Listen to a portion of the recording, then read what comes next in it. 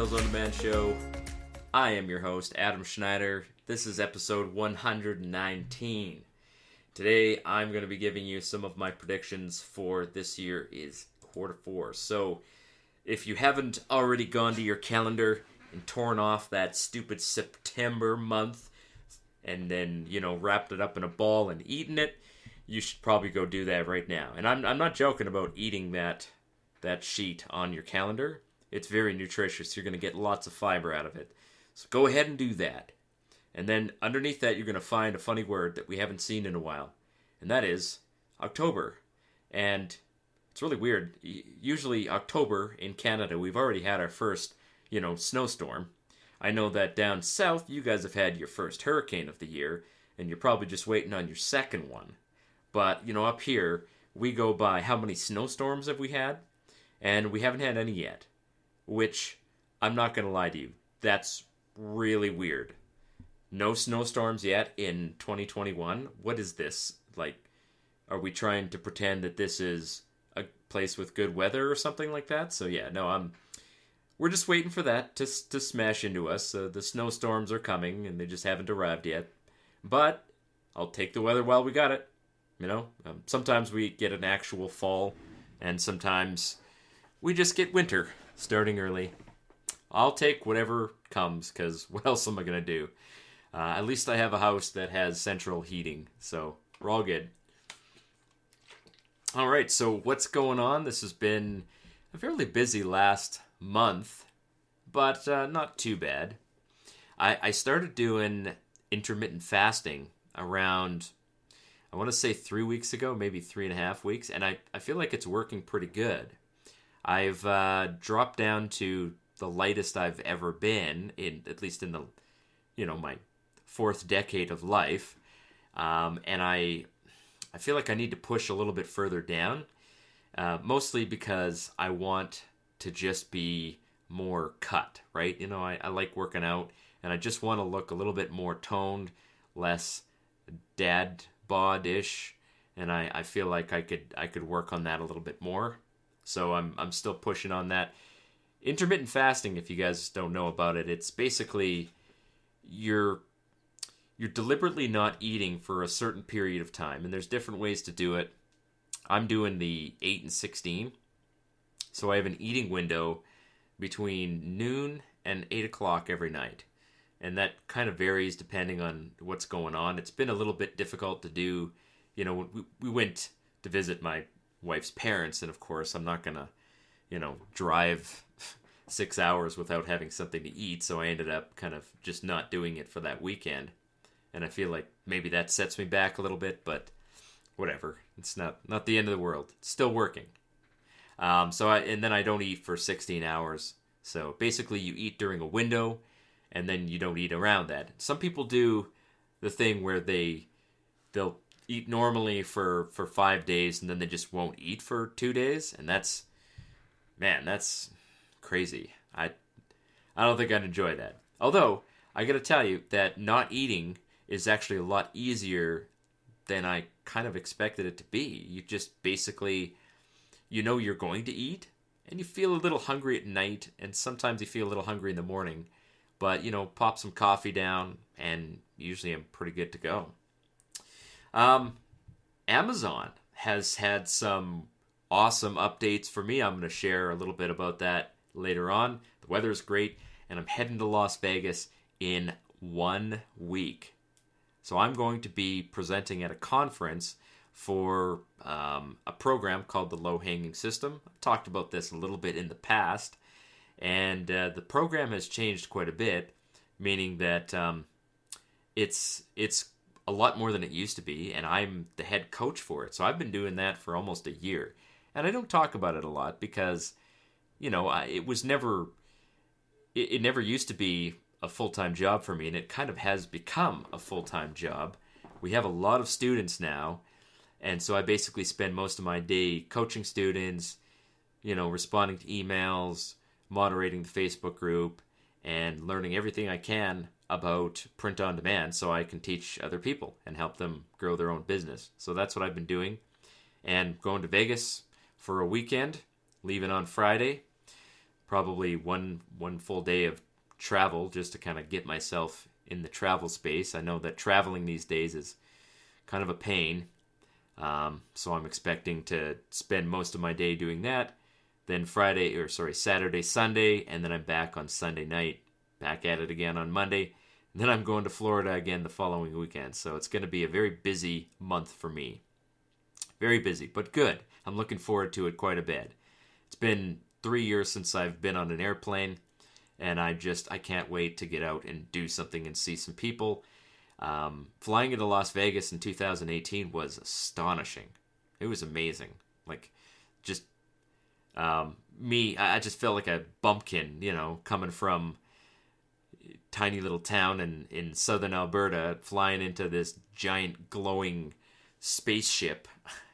So if you've ever been to Las Vegas and flown in at night, you know what I mean, right? It just looks like, you're flying into a spaceport or something like that. But anyway, I'm looking forward to that quite a bit, and it's going to be a lot of fun, and it's going to be a lot of networking and stuff like that. And I wish I could invite you guys out there to visit.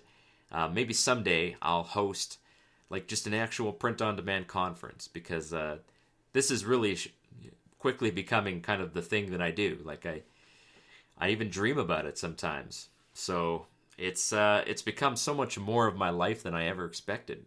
And of course, the podcast continues. So let's talk about how things are going sales-wise. So, I've shared a little bit about my crypto adventures, and, I got to be honest with you, crypto has been kind of all over the place.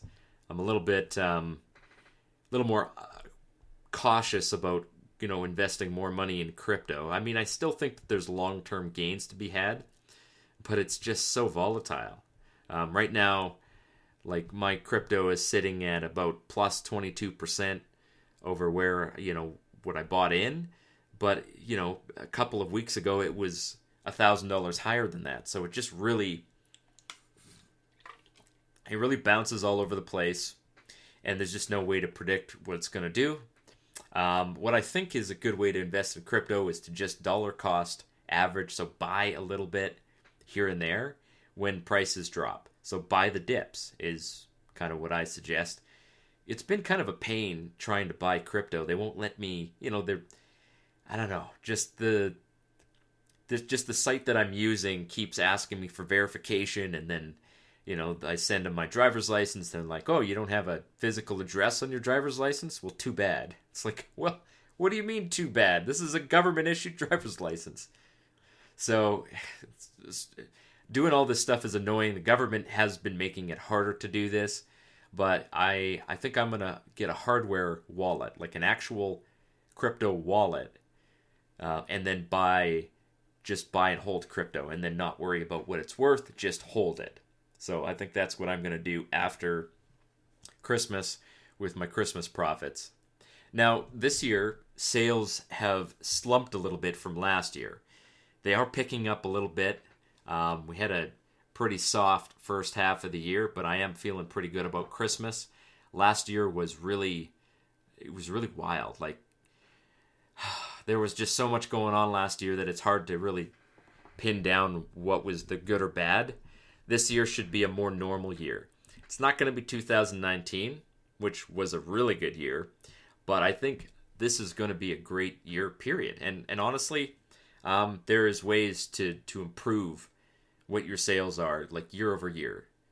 And I think this year is going to be a year that I'm going to improve my sales, because I'm actually working hard at increasing the number of listings that I have. So that's the goal, right? That's the key, is always be bigger than you were the year before, and you'll always see more sales. So I do have a good feeling about the upcoming season. Now, Amazon, I'll tell you a little bit about this, because I was very delighted to see this happen. I had been looking to see what is the FBA deadline for Amazon. And everything that I found was telling me November 1st was the deadline. And I was a little concerned, because that's still just a little under 2 months away from Christmas. So if I have to have everything shipped to Amazon by November 1st, it means that I can't really restock anything if it sells out. That does create a bit of an issue because, if something sells really quickly, much faster than I expected, I want to be able to send more stock. But I discovered that that is not in fact the case, that I can continue to create shipments and send them in throughout the Christmas season, all the way up until December. So, cool, works for me. And I've been going and creating a whole bunch of shipments. I've got boxes of mugs ready in my basement, ready to be shipped out, more, printed and ready to box up. I just ran out of boxes to put them into, so I have to wait until I have a shipment of 1,000 boxes coming, and that's probably going to be just the tip of the iceberg. I actually have space in my inventory for 4,500 units. Now, last episode, I was dealing with Amazon was telling me that I could only ship in 1,000 units, like total. So I was a little concerned about that because that's not very many units, and I can sell that probably in the first week of December, or less. So I thought, okay, well, I guess Amazon FBA is going to be kind of a bust this year because I can only ship in 1,000 units, and I'm already like 2/3 of that. So what am I going to do? However, I looked at my inventory again, and they had cranked up the limit, and I'm like, all right, it's go time. So I'm going to be sending as many units in as I can to Amazon FBA this year, and I actually have some money that I can do this with. It's probably going to cost me somewhere in the neighborhood of like $15,000 to $20,000, but I know that I'm going to get all of that money back, plus probably 2 or 3 times more money. My expectation is about $90,000 to $100,000 in sales this year on Amazon over the Christmas period. That's my goal. So as long as I can max out my inventory on Amazon, I think I could probably get pretty close to that. And that's going to be good. That's going to be my best Christmas ever. If I can do 50,000, that would also be a pretty good Christmas as well. So looking good this year. That's why I'm feeling pretty optimistic. And all I had to do was basically, like, I had some FBA products sitting at Amazon that just weren't selling, right? No matter what I did, I could not get them to sell, but I was reluctant to destroy them because I'm like, well, maybe they'll sell at Christmas. So Amazon has something called an inventory. It's a number. It's your inventory number, and it basically determines, your inventory health. So this is relatively new. This is not something that Amazon has really spent a lot of time doing in years before. There was never really any limit to how much inventory you can send, and Amazon really didn't care. Like, they would just charge you long-term storage if you had products that weren't selling. Now they're a little bit more strict about it. So you got to make sure that the inventory you're selling in is something that you can sell. Of course, I do talk about how to sell your inventory in my training program, which you can find salesondemandShow.com/AZ. So that's something to look into. But yeah, I was able to basically just say, okay, destroy these products here. And it raised up my inventory health to the point where I can now ship in more products. So sometimes you got to sacrifice the duds to make room for the good ones. And I was like, okay, I'm going to do that. And it looks like it worked. So I'm going to make some predictions here on what I think is going to happen with quarter 4. And hopefully I'm pretty close to what happened. Last year, of course, we had shipping issues up the wazoo. There was shipping and printing delays because of COVID. Now, for those of you who pay attention to the news, you'll notice that COVID has not gone away. I had hoped that it would over the summer. I was like, okay, you know what? Everybody's vaccinated. Like, why can't this just disappear? But I mean, obviously that didn't happen. But I feel like, we're pretty much at the end of these things. We'll probably see a few more smaller waves. But I mean, it can't possibly continue past the end of this Christmas. And we've kind of gotten used to dealing with the delays and the mitigation, so to speak. So getting locked down again is just probably not going to happen.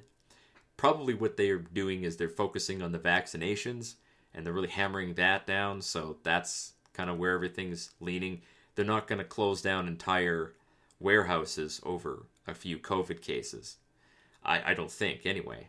So the shipping issues, there was a article that came out and that said that the United States Postal Service is actually slowing down delivery. So that was interesting. I didn't know they could like deliberately slow down delivery. I mean, I always thought it was, well, you just deliver what you've got in your hand. So they're actually slowing down delivery, which means that these shipping issues are kind of already baked in. Now people know that delivery is going to take a little longer, and you can lengthen your expectations. So make sure you're warning people that shipping is going to take a little bit longer this year because of that. This is just going forward. I don't think this is ever going to change. I think this is just going to be a permanent situation. And you can do this, I know particularly on Etsy, this is going to be an issue. Amazon, probably not so much. Amazon automatically adjusts to accommodate the time it takes for shipping. So it just kind of works out automatically. Etsy, on the other hand, you're going to have loads of customers asking you, where's my product? Where's my product? So you're going to want to put a snippet, which is a little bit of text, in all of your purchase receipts. So when somebody purchases something from you on Etsy, you can actually send them like a little blurb that you customize. So put in your snippet and warn them that, yes, this year is going to be slower for shipping. Your product will arrive. Just don't, order early. Put in your store announcement, tell people, order early. And I'm going to be really pushing as much as possible this year to get everybody, as many customers as I can to order by Black Friday or, by the first week of December. Because otherwise, I'm pretty sure products are not going to make it there in time. And that's just the way it's going to be, right? Like anything ordered by later than December the 10th probably is not going to arrive in time. Just warning your customers about that is going to be important. It'll really decrease the amount of customer service complaints that you're going to get this year. So printing delays, this is, the last year we kind of overwhelmed all of the warehouses. Like Printful was taking 28 days to print anything. Custom Happy was taking, 20 days. Ornaments were backed up, to the sky, which was kind of annoying because I sold a lot of ornaments and they just didn't get out the door very quickly. But this year I think we'll probably have some delays, but they'll be the normal kinds of delays where because of the volume of sales, just things are going to be delayed. So I'm not pessimistic about this year. I am just realistic. There's some realism that you got to face with selling physical products to people and using like government services to get the products there. It's just never going to be perfect. If we had a free market system where, you could have competing mail, that would be great. It'd be fast, it'd be cheap, it would be efficient. And you could pick whichever one you want based on how fast a service you want. But we don't have that. We have the United States Postal Service, the oldest and slowest mail delivery in the United States. So dealing with that, you just have to be realistic. We're all in the same boat for that. And, making sure that you understand that these are going to happen means that you're just not going to be angry about it when it does happen. So that's my take on this year. I think it's going to be a great year. I'm really expecting great things. And I'm flexible. I'm ready to deal with any customers. I feel so confident about my ability to turn any customer into a happy camper that it's never been in the last 2 years, I've never been really worried about this. Even last year, when everything just went to hell and in a handbasket, I was just not worried about it because most of it was out of my control, first of all. And, I was able to just communicate to customers and say, hey, listen, things are a little rough this year. You probably noticed pandemic stuff going on, but I promise you, you're going to get your item and it's going to be great. You're going to love it. Let me know if you want a printable gift card. I've got one for you right here if you want it. I'll send it to you by message. and customers were usually pretty good. I don't think I dealt with anybody that was really, truly unreasonable. So the last thing I'll tell you guys about, and I think this one, I haven't seen any sign of it yet, but it's coming. This is coming this year, and that is higher costs. So, I mean, if you've been paying attention to the news, I'm pretty sure I've talked about this before, but we are seeing an increase in the costs, in the base costs of a lot of these products. And I think, mugs are going to go up. Shirts definitely are going to go up. There's definitely supply issues with apparel. So they're dealing with like a backlog of orders. It's taking a long time to print orders for shirts and stuff like that. So be prepared for some higher costs, which means you're going to have to raise your prices. Now, I think that everybody's kind of getting used to this idea that something's going to cost more. So you may be able to preemptively raise your prices in preparation for this and take advantage of the expectation of higher prices and maybe make a little bit more profit. And I would say that that's not a bad idea. I would say go for that as a primary strategy. Raise your prices, and if costs don't go up that much, you'll enjoy. I don't think your sales are going to go down by raising your prices, even by just $1. And you'll enjoy basically every time you raise your price by $1, your profit is $1. Or it's 90 cents or maybe 85 cents. So raising your prices has a direct and immediate impact on your profit. Like, it just goes up. So that's going to be my strategy. And of course, raising prices on Amazon is a total pain, but it's worth it. And I think I might be switching from a model on Amazon where I've been giving free shipping to people, and I don't think I'm going to stick with that. I think that I'm going to go with the model of doing cost plus shipping. I don't think that people care about free shipping on Amazon as much as we expect them to. I think that they're willing to pay for shipping, and it actually gives you a little bit of a easier way to increase your prices if you're charging shipping, because you can just raise your shipping cost by a little bit, and then your prices are sort of de facto raised as well. So instead of going in and raising all of your individual prices by 50 cents or $1, it allows you to just increase all of your prices by clicking one button, and that's a lot easier. So I think I'm going to switch to that. It's going to be a little bit of a pain, but I feel like it's a better way to go. That's it for this episode, everybody. Thank you so much for listening. Don't forget, you can find this show on all of the platforms, including YouTube, iTunes, everything. Google Play, Spotify, the whole shebang. And if you like the show, make sure you join my email list, salesondemandshow.com/start, and get a free set of 5 videos on how to start your own print-on-demand store. All right. Peace and love. Cheers.